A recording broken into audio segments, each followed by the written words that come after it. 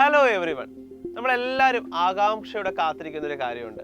അതെ, ഈ വർഷത്തെ 2024 CUT എൻട്രൻസിന്റെ ആപ്ലിക്കേഷൻ എന്ന് മുതലാണ് സ്റ്റാർട്ട് ചെയ്യുന്നുള്ളത് അല്ലെ?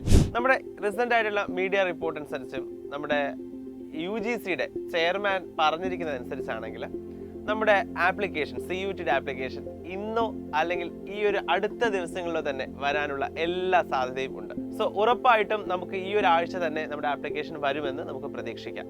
ഇതിന് വേണ്ട ഡോക്യുമെന്റ്സ് ഏതൊക്കെയാണ്, അപ്ലോഡ് ചെയ്യേണ്ട ഡോക്യുമെന്റ്സ് ഏതൊക്കെയാണെന്നുള്ളതും ഫോട്ടോയുടെ കാര്യങ്ങളൊക്കെ നമ്മൾ ഓൾറെഡി ഒരു വീഡിയോയിൽ നിങ്ങൾക്ക് പറഞ്ഞു തന്നിട്ടുണ്ടായിരുന്നു.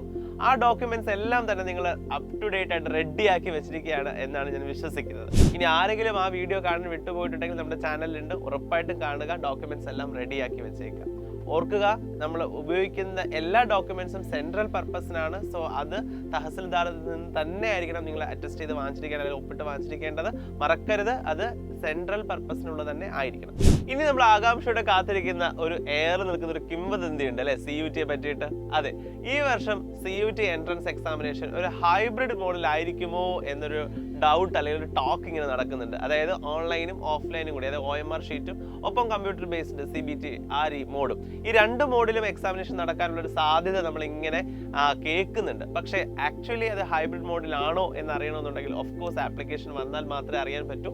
സോ ആപ്ലിക്കേഷൻ വരുന്ന മുറയ്ക്കും എങ്ങനെയാണ് ആപ്ലിക്കേഷൻ ഫില്ല് ചെയ്യേണ്ടത്, എന്തൊക്കെയാണ് അതിനകത്ത് ചെയ്യേണ്ട കാര്യങ്ങൾ, തെറ്റില്ലാതെ എങ്ങനെ നമുക്ക് ആപ്ലിക്കേഷൻ ഫില്ല് ചെയ്യാം, യൂണിവേഴ്സിറ്റികൾ എങ്ങനെയൊക്കെയാണ് ചോയ്സ് ഫില്ല് ചെയ്യേണ്ടത്, സോ ഇങ്ങനെയുള്ള ഒരുപാട് കാര്യങ്ങളുണ്ട്. അപ്പോൾ അതെല്ലാ ഡീറ്റെയിൽസുമായിട്ട് ആപ്ലിക്കേഷൻ വരുമ്പോൾ ഉടനെ തന്നെ നമ്മൾ വീഡിയോ ആയിട്ട് എത്തുന്നതായിരിക്കും.